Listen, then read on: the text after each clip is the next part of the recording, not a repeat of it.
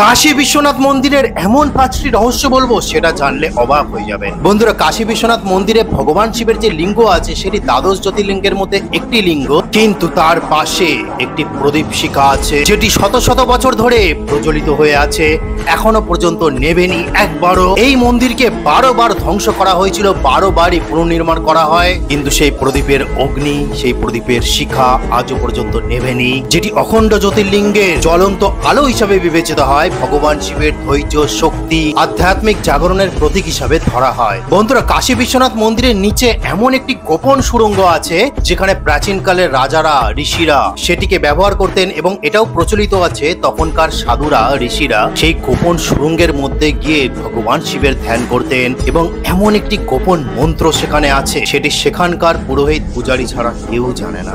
তৃতীয়, সবচেয়ে ইম্পর্টেন্ট, কাশী বিশ্বনাথ মন্দিরের যে আসল প্রাচীন জ্যোতির্লিঙ্গ ছিল তার যে অংশ আমরা আজকে দেখতে পাই, কিন্তু যে প্রাচীন জ্যোতির্লিঙ্গ ছিল, যখন মন্দিরকে ধ্বংস করা হচ্ছিল তৎকালীন সময়ে তখনকার পুরোহিতগণরা সেই প্রাচীন জ্যোতির্লিঙ্গকে একটা গুপ্ত জায়গায় লুকিয়ে রাখা হয়েছে, এবং এটা মনে করা হয় যে জ্ঞানব্যাপী গড়ে উঠেছে পাশে, তার নিচে একটি কূপের মধ্যে সেই জ্যোতির্লিঙ্গ এখনো পর্যন্ত আছে। এটা নিয়ে গবেষণা কেস চলছে, খুব শিগগিরই হয়তো আমরা সেই হাজার হাজার বছর প্রাচীন জ্যোতির্লিঙ্গের খোঁজ পাবো। চতুর্থ, পাণ্ডুলিপির রহস্য।